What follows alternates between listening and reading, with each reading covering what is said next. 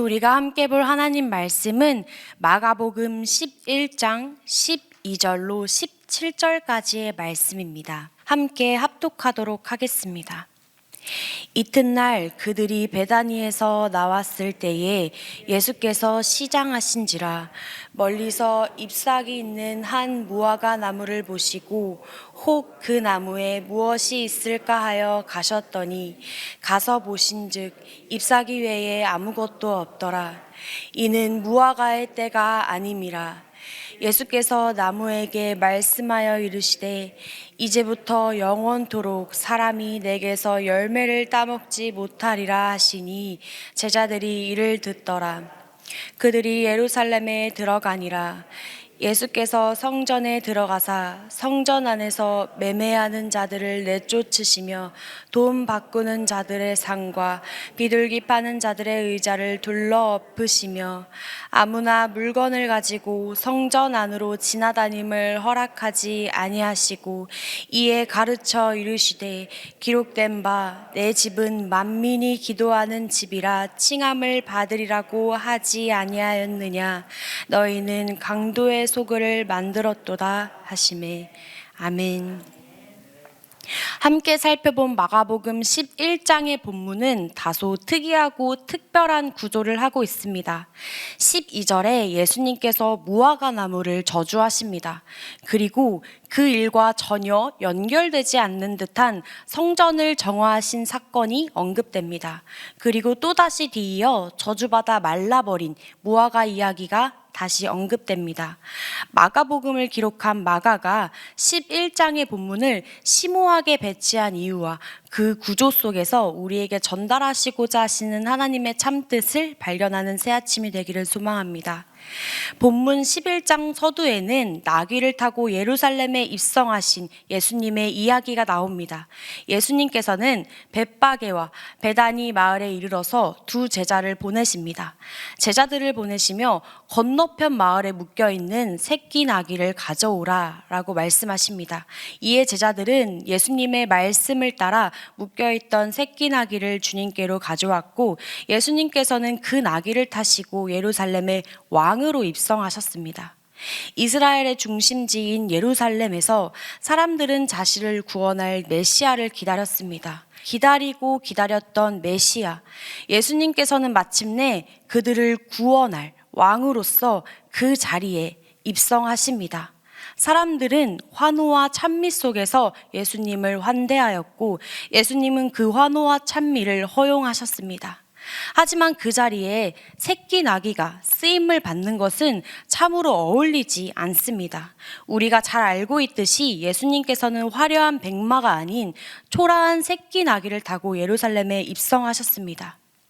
대중들에게 대대적으로 왕으로서의 나타내 보시는 그 자리에서 예수님께서는 나귀를 타고 입성하심으로 그의 권위, 왕으로서의 예수님의 권위가 어디로부터 오는 것인지 보여주십니다.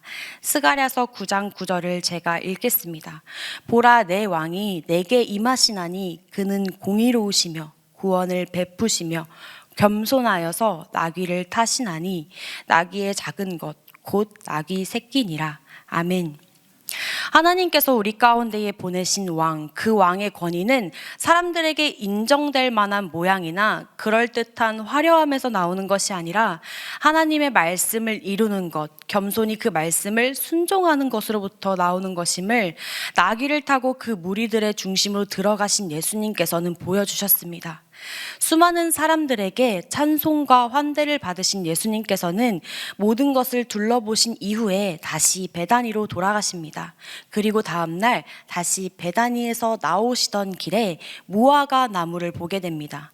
예수님께서 시장하시어 무화과 나무에 열매가 있을까 하여 보시니 그 나무에는 잎사귀 외에 다른 것은 없었습니다. 예수님께서 나무를 향해 말씀하시되 이제부터 영원토록 열매가 맺히지 아니하리라 라고 말씀하시며 나무를 저주하십니다.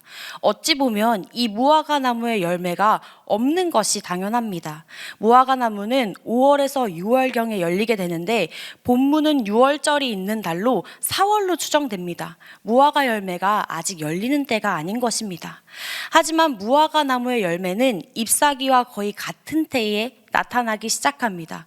본문에서 언급되었듯이 잎사귀가 무성하게 나타났다면 적어도 설익은 푸른 열매 정도는 있어야 합니다. 하지만 이 나무는 잎사귀 외에는 아무것도 없었습니다. 이는 열매가 맺히는 제 시기가 되어도 열매를 거둘 수 없는 것으로 보여집니다. 그렇다 하여도 생명을 살리시고 회복하시는 데에 기적을 베푸셨던 주님께서 이 나무를 저주하신 일은 다소 낯설게 느껴집니다. 우리가 아는 예수님이셨다면 무화과 나무에 설익은 열매라도 맺힐 수 있도록 회복시켜 주심이 더욱 익숙할 것입니다. 마가는 나무를 향한 예수님의 낯선 저주하심을 뒤이어 성전 정화사건을 함께 연결합니다. 15절 말씀입니다. 예수께서 성전에 들어가사 성전 안에서 매매하는 자들을 내쫓으시며 돈 바꾸는 자들의 상과 비둘기 파는 자들의 의자를 둘러 엎으시며. 아멘. 성전 맨 바깥쪽은 이방인들이 들어갈 수 있는 범위인 이방인들의 뜰이 위치해 있습니다.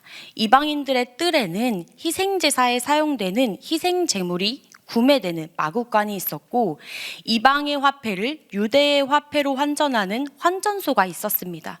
당시에는 성전세를 내야 했습니다. 그리고 외지에 살고 있던 디아스포라 유대인들은 로마 화폐를 유대 화폐로 환전했어야 했습니다.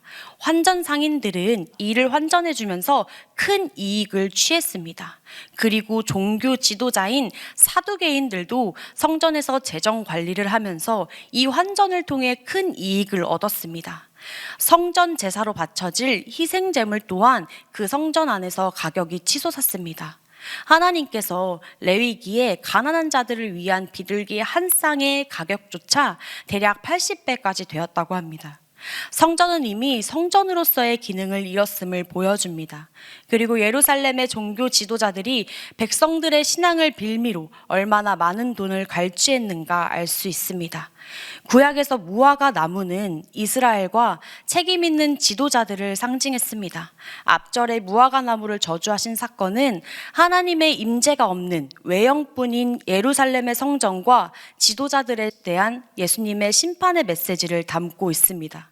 유대인들은 철저히 성전 중심으로 신앙생활을 했기 때문에 그 성전이 정화되어야 그들의 믿음도 바로 세워질 수 있었습니다.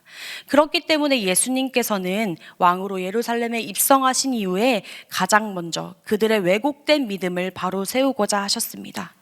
예수님께서는 성전이 제 기능을 다하도록 만민이 기도하는 집의 역할을 하도록 성전을 회복시키려 하셨습니다. 하지만 대제사장들과 서기관들은 예수님의 행동에 분노합니다. 예수님의 행동이 세상에서 가장 신성한 공간에서 그들의 권위에 대한 도전이라고 인식했습니다. 하지만 하나님께서는 말씀하십니다. 기록된 바 내 집은 만민이 기도하는 집이라. 기도하는 집이라는 것은 하나님께 나아가는 것입니다. 이는 이스라엘에 국한된 것이 아니라 만민인 온 열방의 모든 자들에게 하나님께 나아가는 곳이 바로 성전임을 예수님은 말씀을 통해 선포하신 것입니다. 성전 정화 사건 뒤에 말라버린 무화과 나무 사건이 다시 언급됩니다. 제자들이 주님께서 저주하신 나무가 말랐음을 예수님께 고했습니다. 주님께서는 그 제자들의 말에 하나님을 믿으라 라고 말씀하시며 믿음에 관하여 말씀하십니다. 제자들의 질문에 예수님께서 동문서답을 하신 듯하지만 성전 정화 사건으로 이스라엘을 향한 심판의 메시지와 함께 이제는 희생 제물로 하나님께 나아가는 것이 아니라 믿음으로 주님 앞에 서는 이들에게 주시는 구원을 선포하신 것입니다. 무엇이든지 기도하고 구하는 것을 받은 줄로 믿으라. 그리하면 너희에게 그대로 되리라. 그리고 24절을 통해 그 믿음으로 주님께 나아오는 자들에게 하나님의 주권적인 뜻에 따라 불가능한 일까지도 성취하게 될 것이라 주님께서는 말씀하십니다. 예수님께서 나귀를 타고 왕으로 오심으로 보여주신 하나님의 권위와 믿음으로 말씀을 따라 살아가는 자들에게 회개와 말씀을 순종함으로부터 부여받는 그 권위로 우리가 이루게 될 승리를 말씀하신 것입니다. 하나님께서는 자신의 권위를 믿음의 일꾼들에게 나누어 주십니다. 나누어 주심으로 이 세상을 의롭게 세워 가십니다. 권위의식에 취해가며 말라가 저주받는 자들이 아닌 믿음으로 주님 앞에 나아가심으로 크신 하나님의 임재를 충분히 누리며 회개와 순종으로 승리의 열매를 거두는 믿음의 일꾼들이 우리가 되기를 소망합니다. 함께 기도하겠습니다. 사랑하는 하나님, 오늘도 나를 위해 성실히 일하시는 하나님을 신뢰합니다. 제가 신뢰하는 것 오직 주님밖에 없으시니 오늘 이 하루와 나의 평생의 삶을 다스려 주시고 말씀을 따라 늘 주님께 순종함으로 믿음을 드리는 삶을 살게 하여 주옵소서. 주님께서 겸손한 자들에게 주시는 하늘의 권위로 고통받는 자들을 우리로 위로하게 하시며 그리스도인의 증거와 열매가 있는 삶을 우리로 살게 하여 주옵소서. 그리 인도하실 거룩하신 예수님의 이름으로 기도드립니다. 아멘.